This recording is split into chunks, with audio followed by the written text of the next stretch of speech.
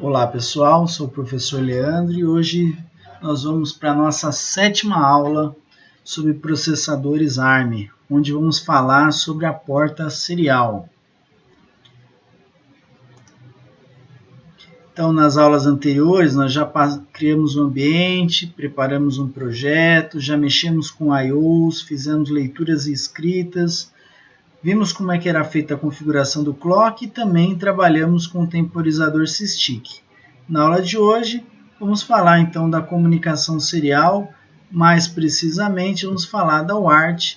Aqui nessas aulas eu estou usando a Launchpad TM4C123G da Texas, usando o ambiente de desenvolvimento Keio Microvision e usando a interface de software CMSIS. Para quem não conhece, a porta serial ou o ART, né, Universal Asynchronous Receiver Transmitter, o que seria? Seria uma porta de hardware, né, um hardware do microcontrolador capaz de enviar e receber dados de forma serialmente. Tá? O circuitinho que eu coloquei aqui do lado direito é a configuração básica. Normalmente a gente coloca no microcontrolador, são 2 fios só, o pino de TX e o pino de RX, ligado a um driver, né, um circuitinho integrado que converte isso para um padrão chamado de RS232, que é um padrão que aumenta um pouco a diferença de tensão entre os sinais. Eles variam de menos 12 a mais 12 ou até chegando a mais ou menos 30 volts. Tá?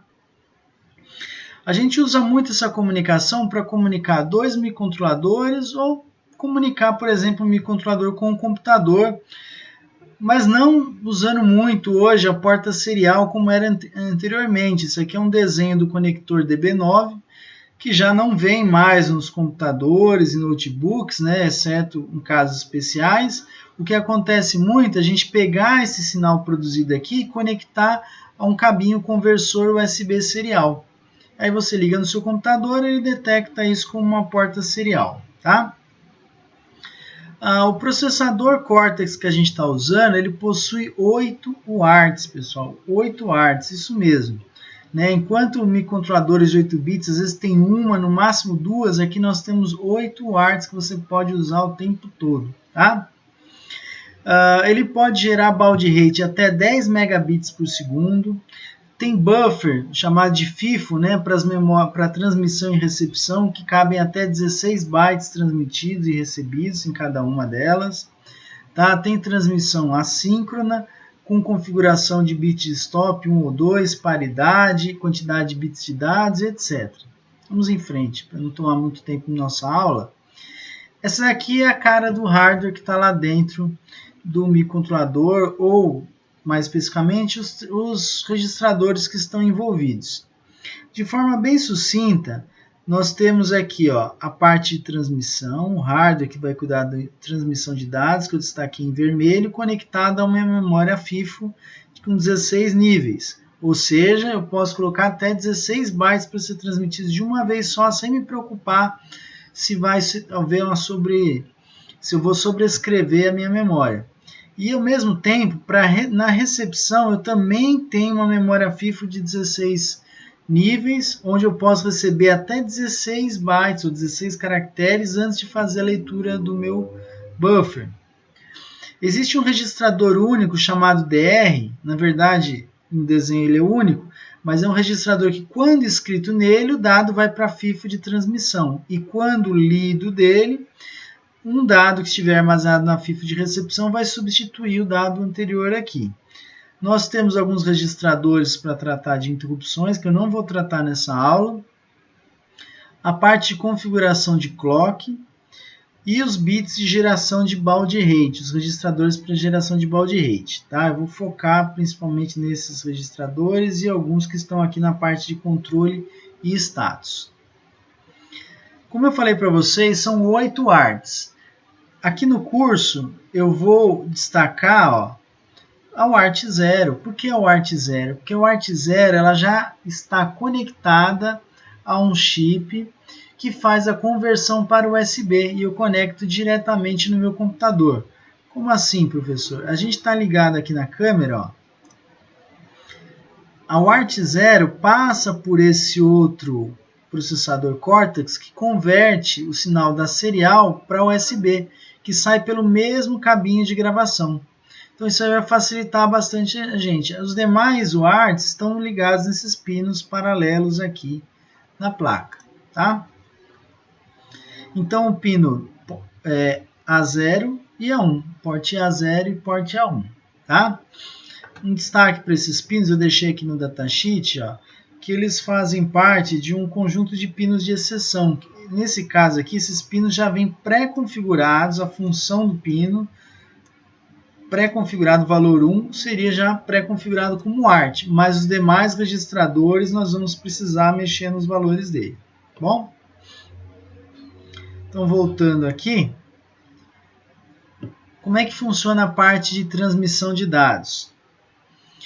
A transmissão de dados ela é feita mediante a escrita no registrador DR sempre. Escrevi aqui, ela vai para a FIFO já coloca no registrador de deslocamento com 10 bits, onde o primeiro bit a ser enviado é chamado de start bit, com valor sempre 0, aí vem o bit 0, 1, 2, 3, 4, 5, 6 até o 7, e depois o stop bit, que é sempre nível alto, como está na ilustração.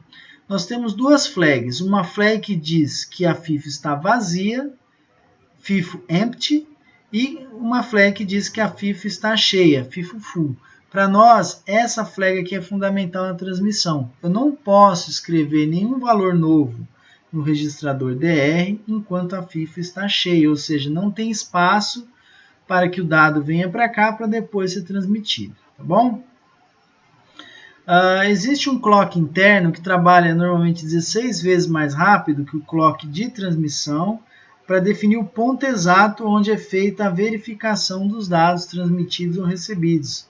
Tá? Então isso aí depois você pode estudar com um pouco mais de detalhes aí. Na parte de recepção de dados, além do bit start, stop, os 8 bits que a gente normalmente transmite, nós temos a flag de RX, o buffer vazio, empty flag e full flag. Na recepção, o mais importante é o empty flag. A gente verifica se tem algum dado para ser lido antes de ler o registrador DR, que é o registrador que vai trazer o dado que foi coletado. Além dessas informações, nós temos aqui, nesse registrador, mais 4 bits, tá? Que seriam um bit que vai definir overrun, break error, erro de paridade, erro de frame. Tá? São erros que nós vamos aqui, por enquanto, não vamos nos preocupar, mas essa informação está aqui poluindo o valor do dado. Tá? Para fazer essa comunicação, existem uma série de registradores para trabalhar. Eu vou destacar os mais importantes, né? O registrador RGCGC UART, que é um registrador para habilitar o ART 0, no caso nós vamos ter que escrever esse valor aqui, só o primeiro bit, só o ART 0. Habilitar o porte A, escrevendo 1 no registrador GPIO. DR, o registrador de dados. RSR, acesso separado às flags de erro, nós já vamos ver. FR é o estado das duas FIFOs. CTL são os bits de habilitação da UART. IBRD é a parte inteira da configuração do baud rate, FBRD é a parte fracionária da configuração do baud rate, tem uma equação aqui que eu já discuto com vocês, e o LCRH, que é escrito para validar as alterações de baud rate, tá? Então, e as FIFOs são habilitadas com o bit FENABLE aqui dele. Vamos lá, pessoal, vou passar rapidamente os registradores. O registrador de data, o DR mais especificamente, ó, tem 8 bits para dados e mais as flags de erro. O registrador de status, né? Status error, sim, ele só tem essas 4 flags são replicadas aqui para eu monitorar. E eu tenho o registrador aqui, ó, com as flags da FIFO, tá?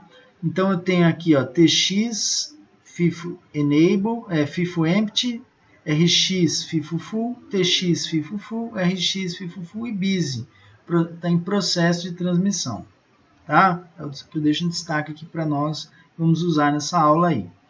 Além disso, aí nós temos os registradores para definição da parte inteira do baud rate, a parte fracionária do baud rate, só 6 bits, 16 bits. Como é que faz o cálculo do baud rate? A equação é bem simples, pessoal. A gente escolhe uma velocidade de comunicação, por exemplo, 19.200 bits por segundo. Como o microcontrolador em si ele não sabe a velocidade do clock, eu tenho que montar uma equação onde eu coloque a velocidade do meu barramento para que eu consiga chegar ao tempo específico de um bit para fazer a transmissão da forma correta. Então a equação é o seguinte, ó, a frequência do clock, bus clock frequency, dividido por 16 vezes o valor de um divisor pré-programado, que é justamente esse bit aqui, ó, HSE, High Speed Enable.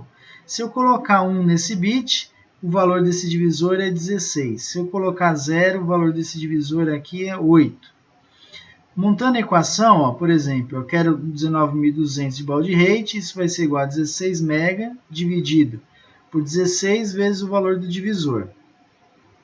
Tá? O que vai acontecer? Quando eu rodar essa equação, na verdade eu falei que divisor é esse valor, não, divisor é esse valor aqui, ó, já está pré-definido aqui como 16 que eu estou usando na minha equação. O valor do divisor ele vai ser dividido em duas partes, a parte inteira e a parte fracionária. Vou montar essa equação, ó. Isolei o valor do divisor para esses valores, eu cheguei ao valor 52.0833. A parte inteira é 52, eu jogo para cá, carrego aqui.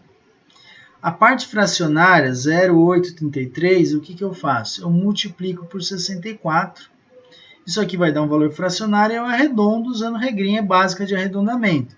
5,331 está mais próximo de 5 do que de 6, então eu jogo 6, valor 5 aqui, ó. É assim que a gente faz o cálculo do baud rate. O registrador CTL, o registrador de controle, né? A gente tem 3 bits importantes aqui, ou até 4, né?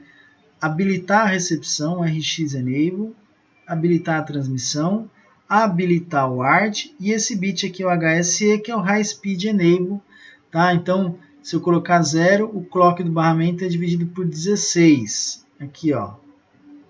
Aqui, ó. Essa velocidade aqui que eu usei no meu cálculo aqui, ó. 16, tá? Então vai ficar o valor padrão nos nossos cálculos. Muito bem. O ideal agora é a gente já ir para o desenvolvimento.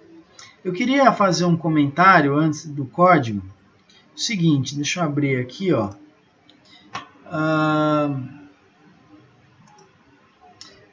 O bloco CMSIS ele tem um conjunto de drivers, tá? Que poderiam ser usados para interface com o ART.